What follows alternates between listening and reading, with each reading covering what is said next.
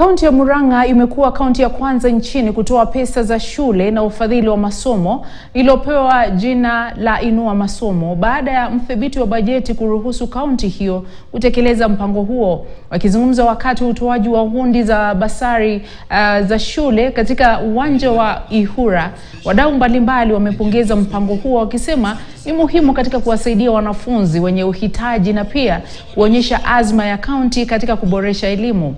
Kulingana na Gavana Irungu Kang'ata, serikali ya kaunti ya Murang'a imetenga shilingi milioni 50 kwa mhula wa pili, akiongeza kuwa fedha hizo ni sehemu ya juhudi za kuimarisha elimu.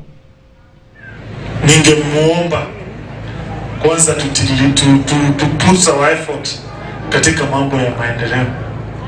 Kwani miaka itakuja 30 ama 40 ama 50. Sijui kama kuna mtu atakuwa anakumbuka mambo ya siasa. Hiyo miaka ikifika, watu wataangalia ile barabara ilitengenezwa, ile hospitali ilitengenezwa, wale watoto walisomeshwa.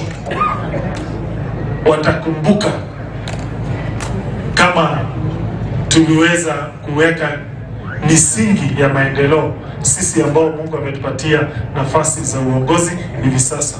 Sasa tunafurahia maana leo sisi wote tuko hapa ili tuweze kujumuika tukipatiwa basari zetu, si ndio?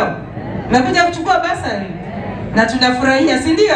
And kwa principles, tafadhali tunaomba sisi kama county government, wakati tunasema cheki zetu za basari zinachelewa, unapatia watoto nafasi kidogo tu wasome kitabu kama kesi kama hizidaisha.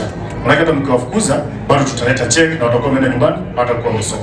Kwa hivyo tunaomba wakati tunawapatia barua zetu zile za kusema muendelee hivyo itakuwa mzuri. Mtazamaji, taarifa hiyo ndio inatutilia tamati ya taarifa zetu za mbio ya KTN alasiri ya leo. Tunasema asante sana kwa kutuazima muda wako.